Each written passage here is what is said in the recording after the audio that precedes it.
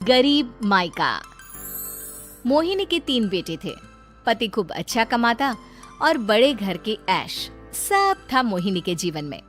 लेकिन एक चीज जो नहीं थी वो थी सुकून। मेरी बहन और मेरा भाई दोनों गरीब, लेकिन मैं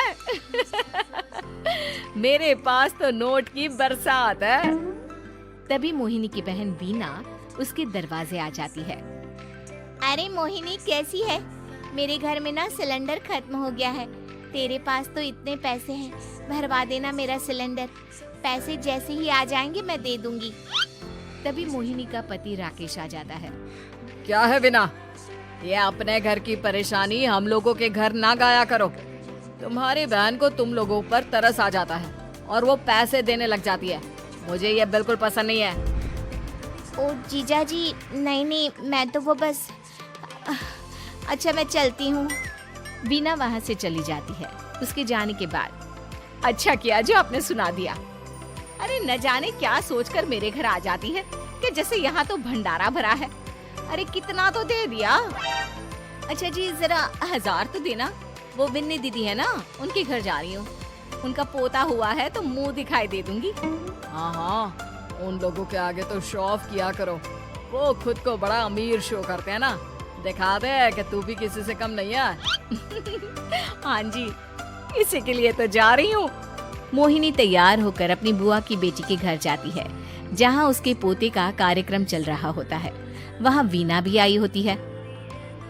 अरे वीना, क्या जरूरत थी यहाँ आने की?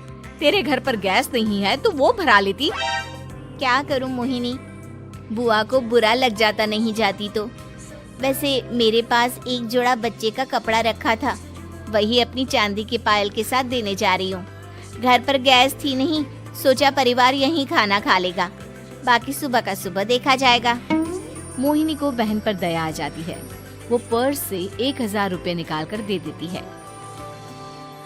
ले बिना, लेकिन पैसे वापस कर देना, तेरे जीजाजी हिसाब लेते हैं। मोहिनी भी क्या करती, गरीबी में बहन का सहारा ही उसके जीवन जीने का आधार था। फिर एक रोज, सुनिए, भाई के घर बेटी हुई है, मुझे माँ के पास जाना होगा। अरे उस घर में ना कूलर है ना एसी, कैसे रहोगी तुम?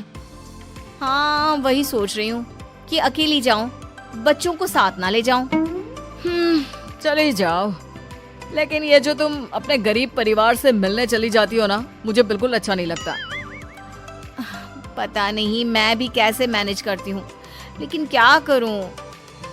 मोहिनी भाई भाभी के घर आती है। मोहिनी, कैसे आना हुआ? तू यहाँ हम लोगों के घर रह लेगी या फिर किसी होटल में रहेगी? क्या हो गया है माँ? मोहिनी को क्यों ऐसे बोल रहे हैं आप? अरे तू नहीं जानती अपनी ननद को, पैसे वाली है ना, तो ऐड कुछ ज्यादा ही है।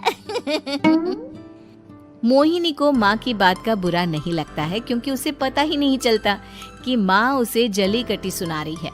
वो भाभी की बच्ची के साथ लेन देन करती है और वहाँ से चली जाती है। उसके जाने के बाद, माँ, क्यों आप मोहिनी को इतनी सारी बातें सुनाती हो? भाई का बेटा बोल पड़ता है। माँ, क्योंकि दादी जानती है कि बुआ के अंदर घमंड है। सही बोल रहा है मोहन। बहू भले तुझे ना दिखता हो, लेकिन मुझे और मोहन को दिखता है कि वो कितनी घमंडी है। मोहिनी मायके आती है, जहाँ गरीबी के कारण चीजें कम होती हैं। इस मोहन के बच्चे को काम पर लगा दो ना, किसी दुकान या किसी होटल में। बर्तन धो लिया करेगा, कम से कम 4 पैसे और आएंगे घर में। देख मोहिनी, माना तेरे पास पैसा है, लेकिन तेरे भाई के दिन इतने भी बुरे नहीं चल रहे कि वो अपने बच्चे की पढ़ाई रुकवा कर उससे बर्तन धुलवाए। मोहन माँ की ओर देखता है, जैसे आंखों से बोल रहा हो, देख लिया बुआ का हाल। हाँ मोहिनी, बात तो सही है, लेकिन अभी मोहन को पढ़ना है। आखिर तुम भी तो अपने दोनों बेटों को पढ़ा रही हो ना। मेरे बेटों से कैसे कंपेयर कर सकती हैं आप? अरे वो तो कलेक्टर बनेंगे। हाँ, कल को वो मोहन को नौकरी में रख लेंगे, क्यों? मोहिनी कुछ दिन और रहकर चली जाती है।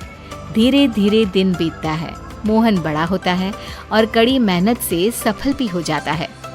मोहिनी, माँ के जाने के बाद तो तुमने भाई भाभी के घर जाना छोड़ ही दिया, क्यों? वो क्या है ना, उन लोगों का घर छोटा है, मेरे बच्चे जाना ही नहीं चाहते। पर तुझे क्यों अचानक मायके की बात याद आ गई? यार, मेरा तो मायका है, भाई भाभी है, मेरा तो आना जाना लगा ही रहता है। हाँ, क्योंकि तुझे आदत है ना ऐसे छोटे से घर में और कम पैसे में रहने की। वैसे क्या खबर है आजकल मायके की अपने? अब वो घर छोटा और कम पैसे का नहीं रहा, क्योंकि मोहन तो बहुत बड़ा आदमी बन गया है। फिर क्या? मोहिनी भाभी को फोन करती है।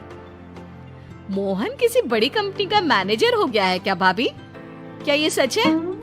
हाँ मोहिनी दीदी, अब तो हम लोगों के गरीबी के दिन कट गए। आपके भाई ने कोई अच्छे कर्म किए होंगे, जो हम लोगों का बेटा इतना अच्छा कमा रहा है। देख लो भाभी, पहले भी आपने कई गलतियां की थी, आप थोड़ा संभल कर चलना। भाभी को मोहिनी की बात समझ में नहीं आती कि वो क्या कहना चाहती है। फिर एक दिन वीना मोहिनी से कहती है, मोहिनी, हमारा भतीजा मोहन अच्छा कमा रहा है, क्यों ना मैं अपने बेटे की नौकरी के लिए उससे बात करूं? अरे बुआ का बेटा है, ये सोचकर मदद तो करेगा ना? हाँ हाँ, क्यों नहीं करेगा, उसके बुरे दिन में तो हम भी खड़े थे। मोहन को वीना फोन करती है और अपने बेटे की मदद करने की बात करती है। हाँ हाँ बुआ, क्यों नहीं, आप सिद्धार्थ को भेज दें, मैं अपनी ही कंपनी में उसकी नौकरी करवा देता हूँ। दिन बीतते हैं, अब वीना के हालात भी अच्छे हो जाते हैं। क्या बात है वीना, तूने भी कार ले ली, वो भी इतनी अच्छी? हाँ मोहिनी, अपने भतीजे के कारण तो हम लोगों के दिन अच्छे हो गए। उसने सिद्धार्थ की नौकरी लगवा दी है, वो भी शानदार।